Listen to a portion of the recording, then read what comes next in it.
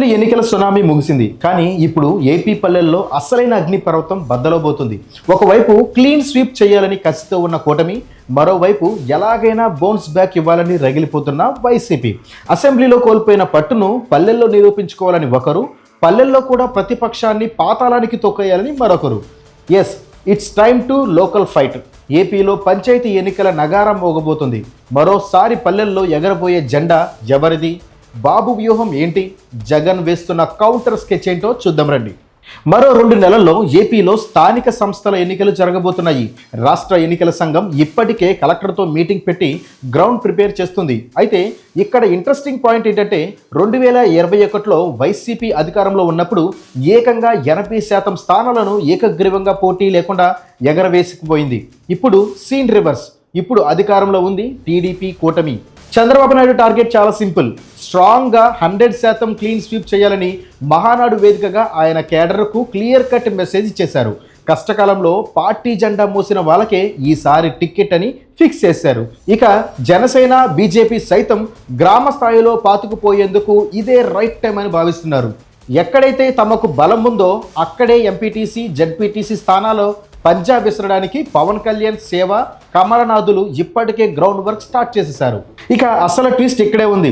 వరుస పరాజయాలతో సైలెంట్గా ఉన్న వైసీపీ ఈసారి పంచాయతీ ఎన్నికల్లో సవాల్గా తీసుకోబోతుందా అంటే అవుననే అంటున్నారు రాజకీయ వర్గాలు. పార్టీ అధినేత వైఎస్ జగన్మోహన్ రెడ్డి ఒక సంచలన నిర్ణయం తీసుకున్నారట.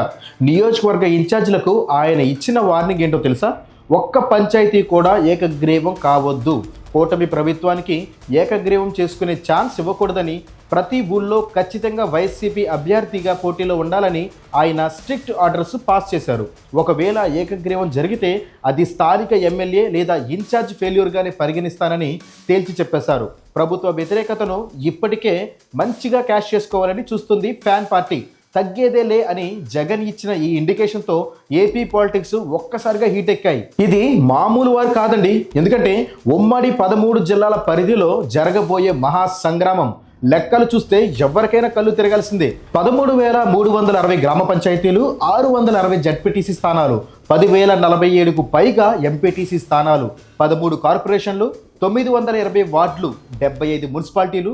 ఇన్ని వేల స్థానాలకు 2 విడతల్లో ఎలక్షన్స్ జరగబోతున్నాయి. పల్లెల్లో ఎవరి బలం ఎంత, ఏ ఇల్లు ఎవరి వైపు ఉంది, ఏ వీధిలో ఎవరి సత్తా ఏంటి అనేది ఈ ఎన్నికల్లో తెలుసుకోబోతున్నాం. అయితే ఒకవైపు పాత రికార్డులను చెరిపేసి 100% పసుపు జెండా ఎగరేయాలని కూటమి భావిస్తుంటే, ఏకగ్రీవంగా బ్రేక్ వేసి తిరిగి పుంజుకోవాలని వైసీపీ ఆరాటపడుతుంది. మరి ఈ పల్లె స్థానిక పోటీల్లో ఎవరిది జెండా ఎగరవేస్తారనేది చూడాలి. ఎందుకంటే ఇప్పటికే కూటమి ప్రభుత్వం అనేక స్కెచ్లతో, ప్రజలకు చేస్తున్న హామీ పథకాలతో శరవేగంగా ముందుకెళ్తూ అందరి ప్రజలను మన్ననలు తీసుకుంటుంది. సో మరైతే ఇక పంచాయతీ ఎలక్షన్లో కూడా కూటమి ప్రభుత్వమే జెండా ఎగరిస్తుందని అనేక సర్వేలు చెప్తున్నాయి. మీ అభిప్రాయాన్ని కామెంట్ రూపంలో తెలియజేయండి.